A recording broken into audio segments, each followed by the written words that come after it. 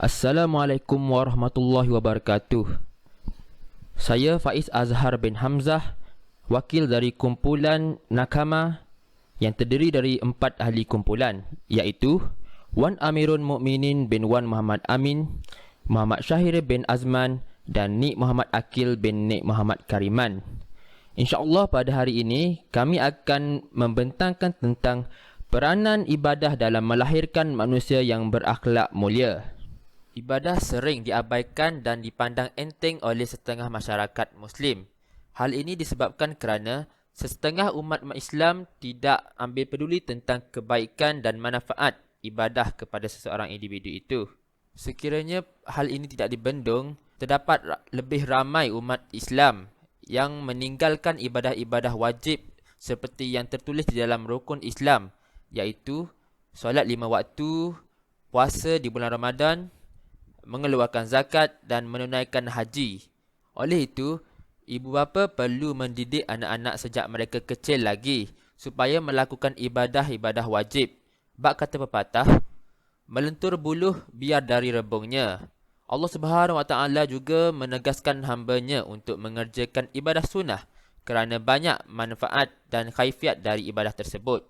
Contohnya, wahai anak Adam, janganlah engkau malas mengerjakan 4 rakaat solat di awal hari, iaitu duha. Nescaya akan aku cukupkan keperluanmu hingga ke akhir petangnya. Hadis riwayat Al-Hakim dan Af-Tabrani. Ini pula adalah contoh keratan akhbar yang menunjukkan pihak kerajaan telah mengambil inisiatif untuk membendung hal ini. Pihak kerajaan akan mengetatkan undang-undang bagi mereka yang meninggalkan solat Jumaat, iaitu ibadah wajib bagi umat Islam. Ini pula adalah potongan akhbar yang menunjukkan penindasan terhadap umat Islam yang ingin mengerjakan solat. Dan ini pula adalah keratan akhbar yang menunjukkan kesan terhadap seseorang yang sengaja meninggalkan solat. Warahmatullahi wabarakatuh. Nama saya ni Muhammad Hakim bin Muhammad Kariman, ingin membentangkan tentang konsep ibadah. Perkataan ibadah membawa maksud kepada ketaatan dan dikatakan bahawa makna ibadah dari segi bahasa adalah ketaatan berserta kepatuhan. Manakala asal makna ubudiyah pula adalah kepatuhan dan penghinaan. Jika disebut bahawa seseorang beribadah kepada Tuhan, ini bermaksud bahawa dia patut dan tunduk segala arahan dan larangan Tuhannya dan merasa hina di hadapan Tuhannya. Konsep ibadah dalam surah Az-Zariyat ayat 56 menerangkan bahawa tidak aku jadikan jin dan manusia melainkan untuk mereka mengabdikan diri kepadaku. Menurut Ibnu Taimiyah, kesempurnaan makhluk adalah terletak dalam pelaksanaan ibadahnya kepada Allah Subhanahu Wa Taala.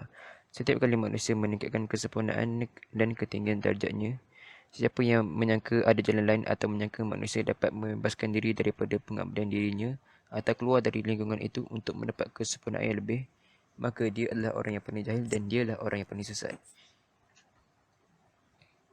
Jika ini difahami, maka seseorang hamba seharusnya mentaati tuannya dan patuh kepada segala arahan yang diberikan kepadanya. Ketaatan ini juga bukan sekadar taat, patuh, hina dan menyerahkan diri semata-mata, tetapi ketaatan itu berserta dengan keyakinan tentang kekuasaan dan keagungan yang dimiliki oleh tuannya. Hamba yang taat adalah hamba yang merasakan penuh kesyukuran dan berterima kasih di atas segala kurniaan dan pemberian dari tuannya, dan sudah pasti dia akan memuji dan memuji tuannya dengan pelbagai cara sebagai usaha untuk melahirkan rasa kesyukuran itu. Assalamualaikum warahmatullahi wabarakatuh. Ismi Wan Amirul Mukminin bin Wan Muhammad Amin. Dalam konteks peranan ibadah, antaranya ialah memupuk sifat sabar dalam diri. Sebagai contoh, ibadah puasa. Puasa adalah amalan ibadah yang unik kerana peranannya dalam melatih jiwa hingga hilang penyakit-penyakit hati dan mengisi hati dengan sifat-sifat mulia yang dapat membentuk peribadi mereka yang berpuasa. Puasa juga dapat membentuk jiwa yang sabar, meraih sifat ihsan, berkasih sayang sesama makhluk dan hormat menghormati.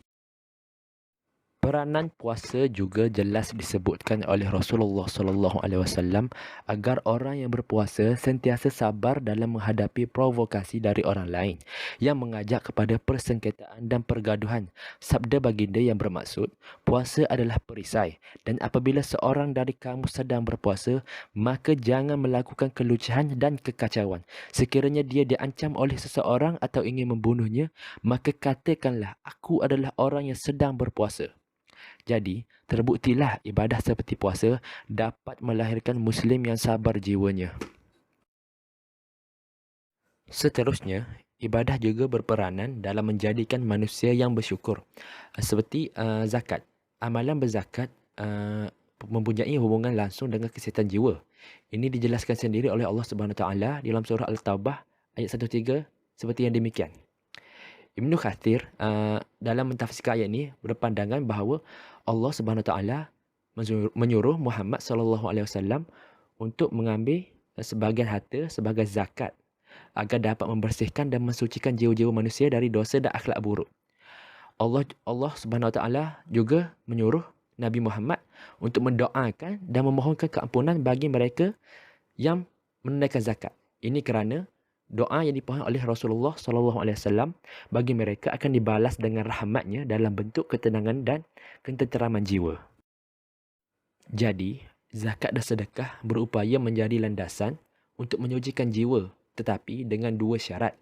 Pertama, hendaklah dia jauhi dari perasaan riak, bangga dan mengungkit-ungkit semula. Kedua, harta yang dinafkahkan perlulah yang dicintai, bukan harta yang tidak disukai, dan melakukannya dengan rela dan bukan kerana terpaksa. Jadi, sudah terang lagi bersuluh bahawa ibadah zakat mampu mewujudkan sifat bersyukur dalam diri setiap umat Islam kerana wujudnya kesyukuran adalah dari jiwa yang suci. Wallahualam. Melahirkan manusia yang bijak mengawal emosi. Salah satu ciri orang yang mempunyai jiwa yang sihat adalah orang yang memiliki kawalan emosi dan mampu berinteraksi baik dengan orang lain. Amalan zikir ini mempunyai kelebihan yang banyak memberi kesan kepada jiwa dan peribadi orang yang melakukannya.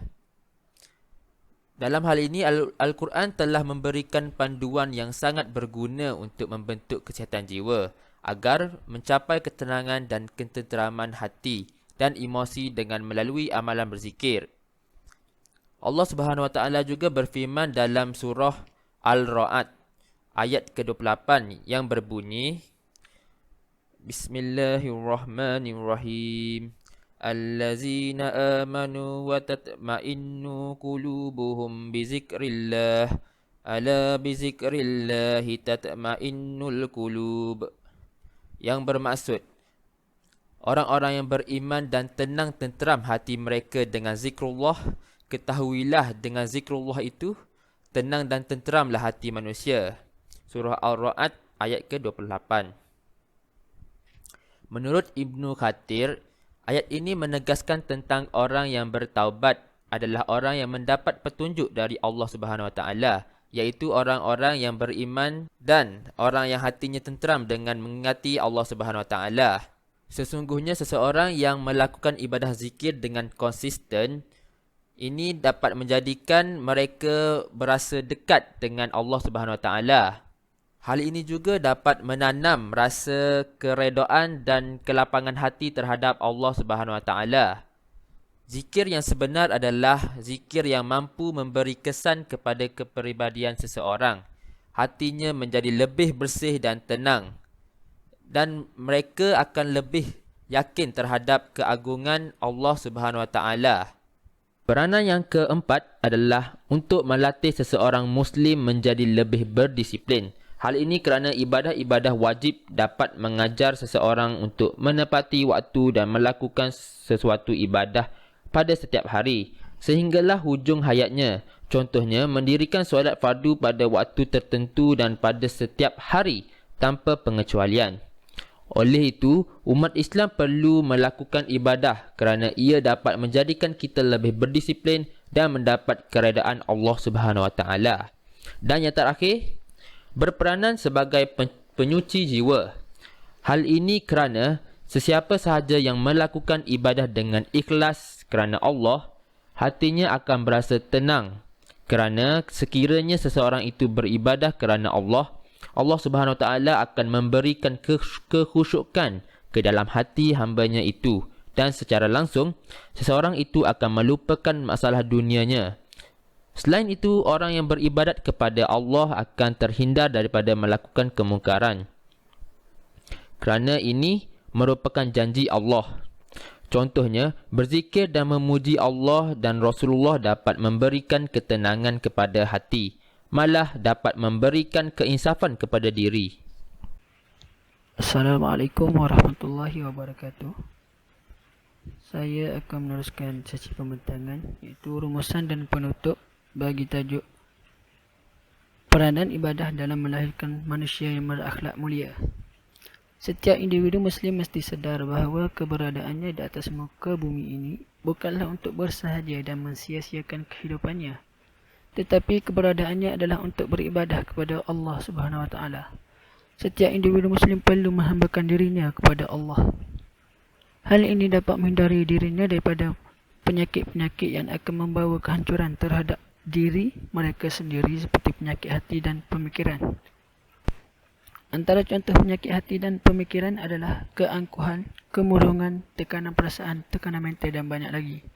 Hal ini kerana agama Islam adalah sebuah agama yang indah dan sempurna dalam bentuk pribadi seseorang individu dan dapat membantu seseorang itu membangunkan potensi dirinya dari aspek fizikal dan mental.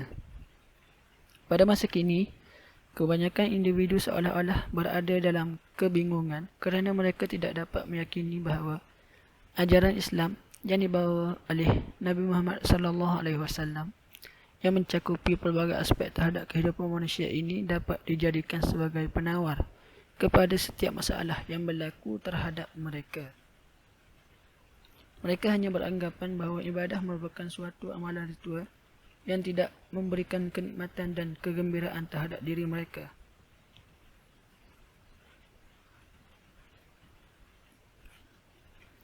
Ibadah merupakan elemen yang sangat penting dalam usaha membentuk kepribadian yang utuh dan akhlak yang mulia dalam diri seseorang.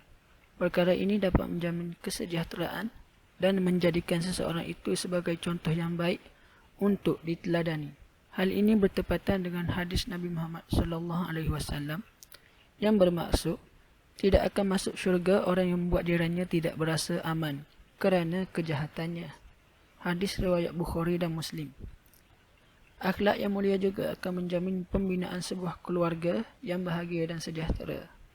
Allah Subhanahu Wa Taala telah berfirman dalam surah Ar-Rum ayat yang ke-21 yang bermaksud, dan di antara ayat-ayatnya ialah Dia menciptakan untukmu isteri-isteri dari jenismu sendiri, supaya kamu merasa nyaman kepadanya, dan dijadikannya di antaramu mawaddah dan rahmah. Sesungguhnya pada yang demikian itu benar-benar terdapat tanda-tanda bagi kaum yang berfikir. Oleh itu, setiap individu Muslim wajib beribadah kepada Allah, kerana ibadah merupakan tujuan utama Allah mewujudkan penghuni di muka bumi ini. Allah Subhanahu Wa Taala telah berfirman dalam surah Az-Zariyat ayat yang ke-56 yang bermaksud, dan tidak aku menciptakan jin dan manusia melainkan supaya mereka mengabdi kepada aku. Sekian, terima kasih. Assalamualaikum.